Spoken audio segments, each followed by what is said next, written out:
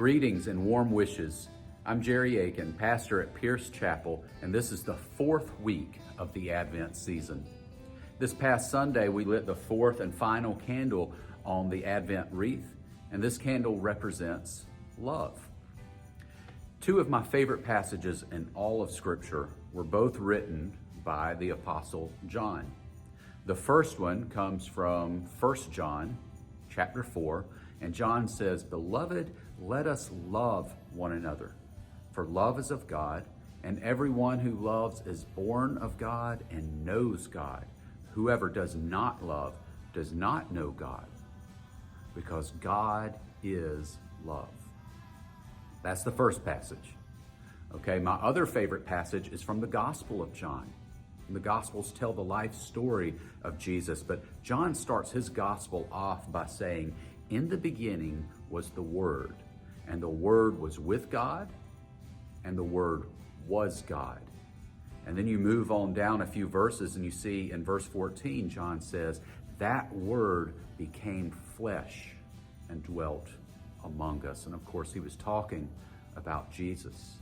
So let's put some things together here. God is love. The Word was with God and was God. And then the Word, God, who is love, became flesh and dwelt among us. Meaning, God's perfect love, a love we can't fathom, a love we can only get glimpses and tastes of in our life. We could never love in that capacity. God's perfect love was personified in the person of Jesus. God's perfect love came to us and dwelt among us in the person of Jesus.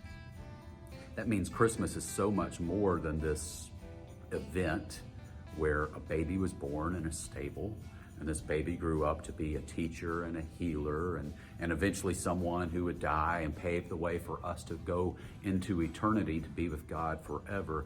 Yes, all of that is extremely important.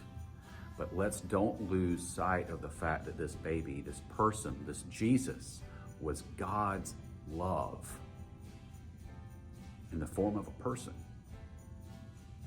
God's perfect love came to earth in the person of Jesus, and his whole life was lived as an outpouring of God's love for us. I hope that you'll sit with that mystery for a little while, that you'll let the awe of that thought sink in for a moment, and that it will carry you through this Christmas season. It's my prayer that you will know and experience God's love in your life and in the lives of those around you this season and beyond. May you and all of your loved ones have a happy, safe, very Merry Christmas.